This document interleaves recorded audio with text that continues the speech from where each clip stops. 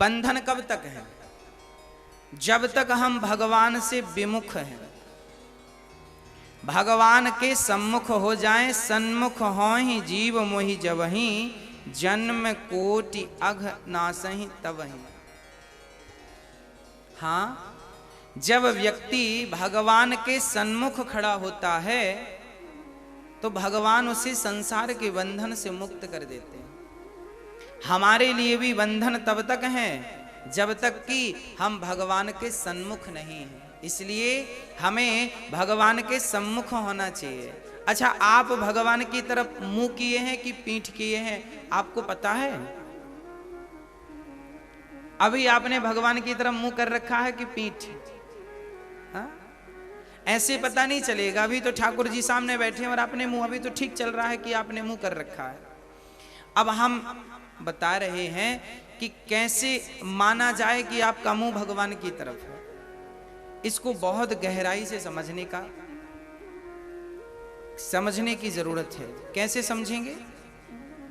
अच्छा, ये बताओ कि जब हम सुबह पश्चिम दिशा की तरफ जाते हैं, सुबह जब पश्चिम दिशा की तरफ चलते हैं तो हमारी परछाई हमसे आगे होती है कि पीछे? हाँ, आगे होती हैं। जब पश्चिम दिशा की तरफ आप चलेंगे सुबह तो आपकी परछाई बिल्कुल आपके सामने होंगी। आप चलेंगे, परछाई आगे आगे चलेंगी। क्यों? क्योंकि आपने सूर्य भगवान की तरफ पीठ कर रखी है। भाई, सूर्य की तरफ पीठ करेंगे तब तो पश्चिम दिशा की तरफ मुंह होगा। तो आप पश्चिम दिशा की तरफ जा रहे हैं सुबह, तो सामने परछाई है। अब क्या करना है आपको कि आप सूर्य की तरफ मुंह कर लीजिए। आप सूर्य भगवान की तरफ मुंह करके सूर्य भगवान की तरफ चलेंगे तो वही परछाई जो अभी आपके सामने थी वही आपके पीछे लग जाएगी।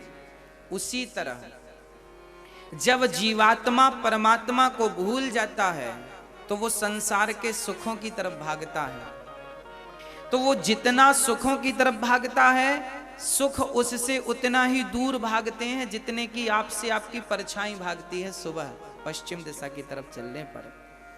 परंतु जब आप भगवान की तरफ मुंह करके भगवान की तरफ भागते हैं तो संसार का सुख, देखिए, संसार का सुख चाहे मान हो, बड़ाई हो, पद हो, प्रतिष्ठा हो, पत्नी हो, परिवार हो, पैसा हो, जब हम इनकी तरफ भागते हैं ना तो भगवान की तरफ पीठ हो जाती है। आजकल का आदमी किसकी तरफ भाग रहा है? पैसे की तरफ। तो जब पैसे की तरफ भागोगे तो स्वाभाविक है भगवान की तरफ पीठ होगी। जब पत्नी की तरफ भागोगे तो भगवान की तरफ पीठ होगी।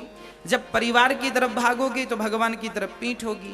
जब प्रतिष्ठा मान बड़ाई की तरफ भागोगे तो भगवान की तरफ पीठ होगी। इसलिए कहता हूं, इनके पीछे मत भागो, आप तो बिहारी जी की तरफ भागने लग जाओ, ये सब आपके पीछे भागने लग जाएंगे।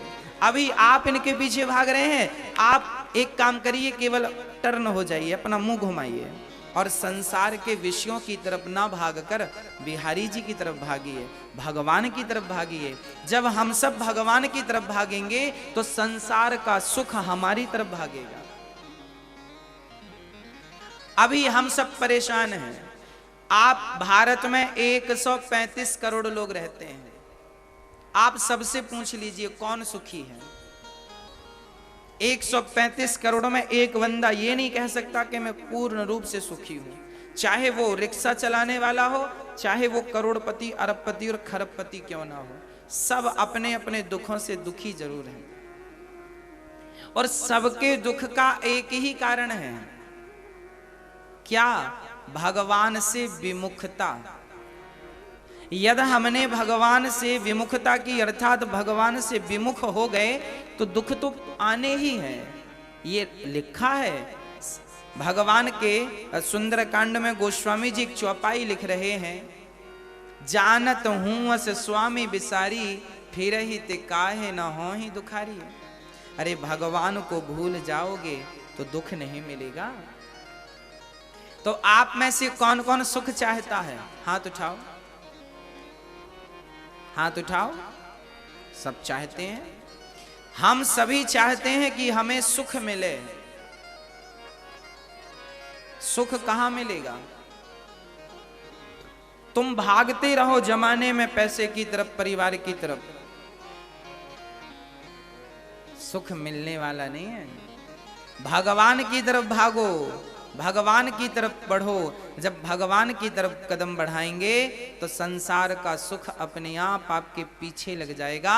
फिर आप तो उस सुख से परे हो जाएंगे, ऊपर निकल जाएंगे। इसलिए हर प्राणी को, हर व्यक्ति को यदि सुख चाहिए तो उसे भगवान की तरफ चलना चाहिए, भगवान की तरफ मुंह करना चाहिए। अब आप बताओ कि आपका मुंह किसकी तरफ है? भगवान की तरफ है कि संसार की तरफ है? बोलो। अभी तो आप कह रहे थे भगवान की तरफ मुंह है। अब बताओ मुंह किसकी तरफ है? हमारा मुंह अभी ज्यादा संसार की तरफ है, कम भगवान की तरफ है। अब आपको यह करना है कि ज्यादा भगवान की तरफ, कम संसार की तरफ। भगवान से, संसार से 25% जोड़ो, भगवान से 75% जोड़ो। और अभी हमने उल्टा, संसार से तो हम 99% जुड़े हैं, भगवान से केवल 1% जुड़े हैं। तो भगवान को लेकर वसुदेव जी चले तो पांव की बेड़ियां, हथकड़ियां अपने आप खुल गईं, जेल के ताले, दरवाजे खुल गए। अर्थात जो ईश्वर को लेकर चलता है उसके लिए तो स्वर्ग के, वैकुंठ के दरवाजे अपने आप खुल जाते हैं, जो भगवान को लेकर के चलता है। आगे जब चले तो क्या हुआ? रिमझिम बारिश भगवान को सिर पे रख के चले ना वसुदेव जी, तो बारिश आने लगी। अर्थात जब परमात्मा को लेकर चलोगे तो बारिश का अर्थ है कृपा, भगवान की कृपा तो बरसनी ही है। और जब आप और आगे चलेंगे तो क्या होगा? यमुना जी में बाढ़ आ गई। मतलब जो भगवान को लेकर चलता है भक्ति तो बढ़ती ही है यमुना की तरह। आगे यशोदा ने कन्या को जन्म दिया, कृष्ण को रखा, कन्या को उठाए वापस आ गए। अर्थात जो परमात्मा को लेकर, अच्छा भगवान का भजन करोगे तो भजन पहुंचाएगा कहां? आप भगवान का भजन करेंगे तो सबसे पहले आपका सामना धन से होगा।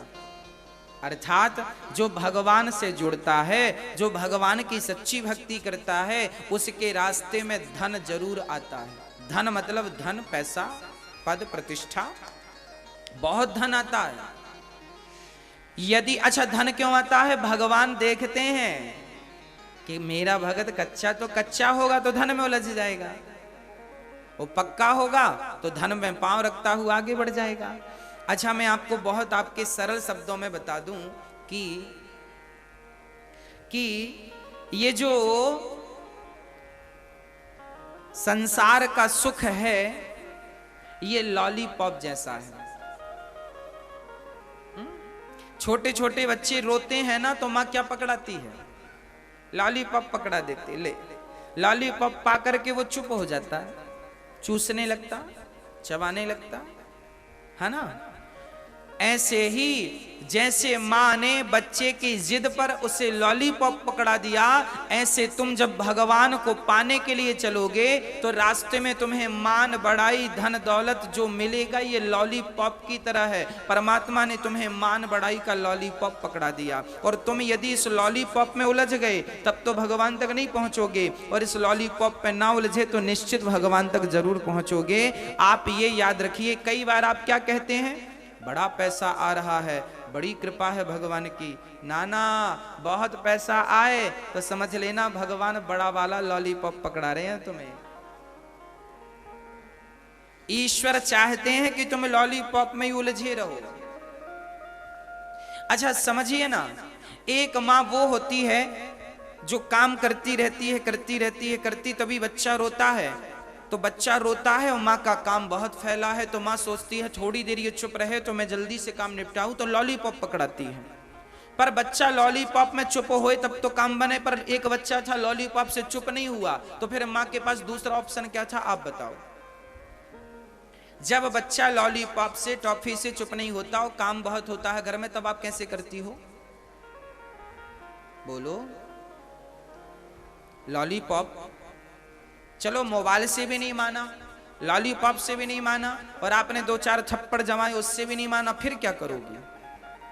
हाँ, फिर उपाय यह है कि आप बच्चे को गोद में लोगी और गोद में लिए लिए अपना काम करोगी। हाँ, जो लॉलीपॉप से जो मान बढ़ाई में उलझ गए उन्हें तो भगवान छोड़ के चला जाता है, पर जो मान बढ़ाई में नहीं उलझते उन्हें भगवान अपनी गोद में लेकर के चलते हैं, जैसे माँ अपने बच्चे को गोद में लेकर के चलती है। इसलिए मीराबाई के पास क्या कमी थी सोने चांदी की? मीराबाई के पास तो राणा की बहू थी, दूधा जी की नातिन थी, माय का पक्ष भी राजा में था और ससुराल पक्ष भी मतलब राजकुमारी थी और राजघराने की बहू थी। तो यहां भी सुख सुविधाएं थी, वहां भी सुख सुविधाएं। पर वो मीरा, आपके कितने तोला सोना होगा घर में? 100 तोला, 200 तोला, 5 किलो, 10 किलो सोना होगा। कितना है बताओ? नहीं है? 4-5 किलो है कि नहीं? नहीं है तो 4-5 तोला तो होगा। आपके सोना यदि है तो ज्यादा से ज्यादा किसी के घर होगा तो 50 किलो होगा, 100 किलो होगा, 200 किलो सोना होगा। पर मीरा के तो कमरे भरे थे सोने के, एक कमरा नहीं कई कमरे। कमी थी क्या सोने की? अरे उसके तो सोने की ईंट का कमरा ही था। यदि वो बनवाती तो सोने का कमरा बनवा लेती। पर वो मीरा जिसके घर सोना चांदी भरा पड़ा था, ये हमारी माताएं कई बार तो एक एक रत्ती के लिए झगड़ जाती हैं। सास ने उसे ज्यादा दे दिया, हमें कम दिया, लो। हाँ, होता है झगड़ा। ये हमारी माताएं एक एक रत्ती के लिए लड़ जाती हैं, एक एक नाक की वो लौंग के लिए लड़ जाती हैं। और वो मीरा जिसके घर सोना भरा था, उसने सोना चांदी से मन हटाया, क्योंकि वो लॉलीपॉप में नहीं उलझ रही है ना। उसको भी तो भगवान ने सोना चांदी का लॉलीपॉप दिया था, जैसे तुम्हें देते हैं। तुम तो उलझ जाती हो, हाँ मेरे पास तो इतना सोना है, मेरे पास तो इतना सोना। पर मीराबाई ने सारा सोना, सारी संपत्ति त्याग दी, पाँव में घुंघरू बांधती है और कपड़े केसरिया पहनती है और गली गली गोविंद गोपाल गाती है। ऐसी लागी लगन मीरा हो गई मगन, वो तो गली गली हरि गुण गाने लगी। महलों में पली बन के जोगन चली, मीरा रानी दीवानी कहाने लगी। हाँ, वो मीरा पाँव में घुंघरू बांधती है। अच्छा, किसी ने कहा मीरा तुझे भक्ति करना है तो अपने कमरे में कर, अपने घर में कर, ये जमाने में काहे घूम रही है? तब मीरा ने कहा कि यदि मैं घर में भक्ति करूंगी, घर में नाम जपूंगी तो अकेले मेरा उद्धार होगा, पर मैं गली गली भगवान का नाम गाऊंगी तो इन गली वालों का भी उद्धार हो जाएगा। मैं तो चाहती हूं सबका कल्याण हो।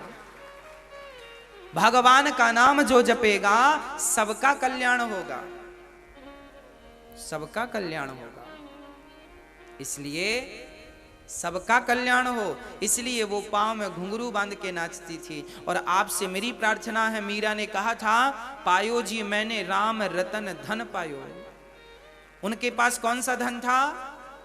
राम नाम का धन था, धन था मीरा के। अच्छा, आप लोगों के पास धन है, सोने का धन है, चांदी का धन है, गड्डियों का धन है, पर मीरा के पास राम नाम का धन था। अब आप ही बताओ कौन सा धन काम आने वाला है? कौन सा धन? ये तुम्हारे पैसे कौड़ी सब धरे रह जाएंगे कि नहीं? कई बार तो एक मैया मेरे पास आई, गुरुजी बैंक में 1 करोड़ रुपया जमा है मेरे पति का। पति चले गए, उन्होंने नॉमिनी में हमारा नाम लिखना भूल गए, अब बैंक दे नहीं रही है 1 करोड़ रुपया। और नॉमिनी जानते हैं ना, नाम पे आप अपना बैंक का पैसा किसे देना चाहते हैं लिखना पड़ता है बैंक में, पत्नी को, बच्चों को, उसका नाम लिखना पड़ता है। नॉमिनी लिखना भूल गया, अब वो बेचारी घूम रही है। तो कागज के नोट किसी के काम आने वाले नहीं। तुम्हारी असली संपत्ति है राम नाम का धन। तुम्हारे जो गले के हार वार हैं, ये पांव के माताएं जो पहनती हैं इतना मोटा मोटा चांदी का, ये बहुएं सब बांट लेंगी। पर जो तुम्हारी संपत्ति है ना राम नाम की, वो बहुएं बांटने वाली नहीं है, वो पड़ोसी बांटने वाले नहीं है, उसे कोई पड़ा रहे तो चुराने वाला भी नहीं है। इसलिए मैं आपसे कहता हूं कि 10-20 करोड़ पैसा कमाना तो 1-2 लाख राम नाम का धन भी कमा लेना, क्योंकि ये बहुत काम आने वाला है। पैसों में ही ना उलझे रहना, राम नाम का धन ही आपका कल्याण करेगा। अब तो कृष्ण पहुंचे गोकुल और वहां योग माया। मैं क्या समझा रहा था कि जब आप भगवान को लेकर चलेंगे तो पहला पड़ाव कहां से मिले, किसके सामने आपका पाला पड़ेगा? धन के सामने। धन में उलझ गए तो फिर उलझ ही गए, फिर सुलझना बड़ा मुश्किल है। हाँ, अच्छा, हमारे भगवान के, हमें भगवान क्यों नहीं मिलते? इसका कारण जानती हो मेरी माँ? इसका कारण यह है, एक राजा था, वो रोज मंदिर जाता था, जंगल में मंदिर बनवा रखा था एकांत में, वहां जाता था, भगवान का ध्यान करता था, बहुत प्रेम से ध्यान करता था। एक दिन भगवान उस राजा की भक्ति से प्रसन्न भये, राजन वरदान मांगो, तुम क्या चाहते हो, क्या चाहते हो, वरदान मांगो, कहो।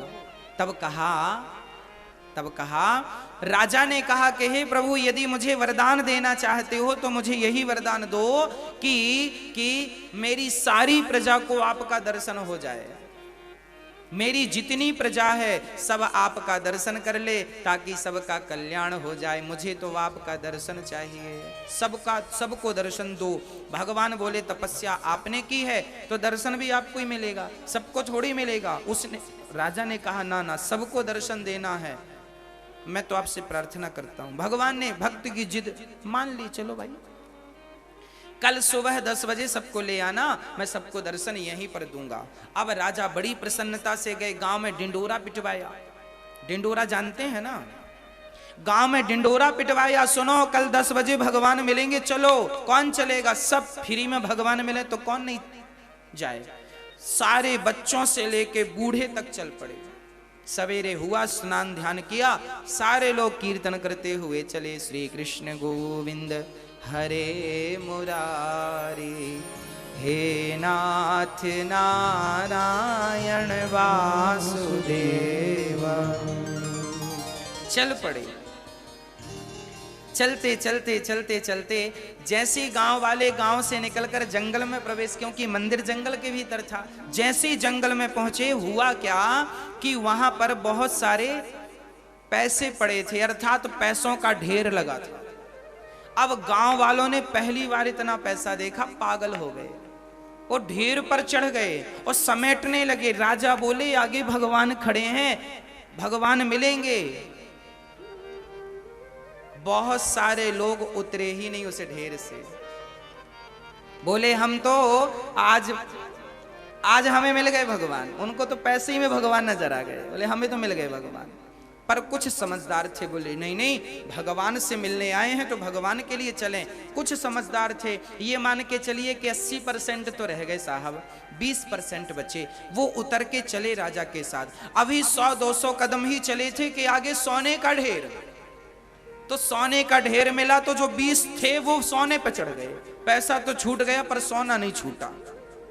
राजा चिल्ला रहे हैं, भैया भगवान से मिलने का समय हो गया, सबसे मिलेंगे, जब लौटना तब उठा लेना धन, लौटते समय, लौटना भी तो इसी रास्ते से है, सब तो मिलेगा।